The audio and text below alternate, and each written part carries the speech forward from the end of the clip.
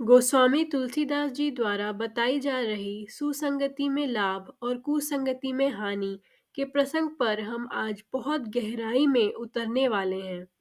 तुलसीदास जी दैनिक जीवन के और ऐसे सार्थक और प्रामाणिक उदाहरण लेकर आते हैं कि हर किसी के समझ में आ सकती है बात, और बहुत ही सरल तरीके से।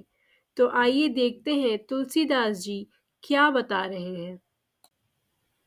धुआं से जो अवशेष बचता है उसे कालिख कहते हैं, और यही कालिख जब हाथों में लग जाता है तो हम उसे तुरंत साफ करते हैं। प्राचीन काल में इस कालिख को इकट्ठा किया जाता था और एक दवात या पॉट में रखा जाता था, और इसमें पानी मिलाने से वो स्याही बन जाती थी जिससे हमारे पुराण लिखे गए थे।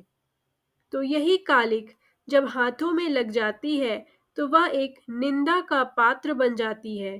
लेकिन जब उस कालिख ने लेखनी का साथ पा लिया, जब वह शब्दों में उतर गया, तो जो अक्षर थे, जो अल्फाज थे, वो पूजनीय हो गए।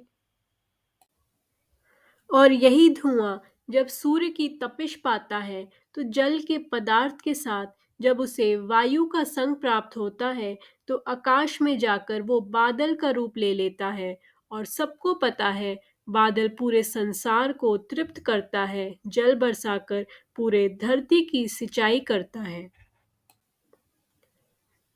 तो संत तुलसीदास जी इतने सारे उदाहरण देकर यही समझाने की कोशिश कर रहे हैं कि एक धुआं कितनी रूपाकृतियां बदलता है अलग अलग संगति के कारण।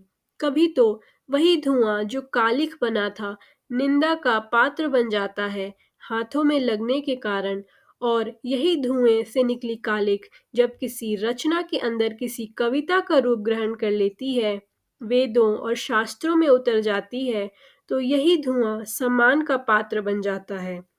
और ये वही धुआं है जो सूर्य की तपिश, जल और वायु का साथ पाकर बादल बनकर परोपकार का काम करता है। कहने का यही तात्पर्य है कि इसी तरह इंसानों के भी हाव भाव बदल जाते हैं एकमात्र संगति के बदलने से। यदि कोई व्यक्ति बुरी संगति करता है तो वह भी कहीं न कहीं बुरा बनने लगता है, और थोड़ी और बुरी संगति करने लगता है तो व्यक्ति बदमाश कहलाता है, और उससे भी ज़्यादा बुरी संगति में जब पड़ जाता है तो वह हैवान कहलाता है और अपना आचरण भी वैसा ही बना लेता है। और यदि कोई अच्छे व्यक्ति का संग करता है तो उसके स्वभाव भी अच्छे होने लगते हैं। इसलिए अपनी संगति को बहुत ध्यान से चुनिएगा।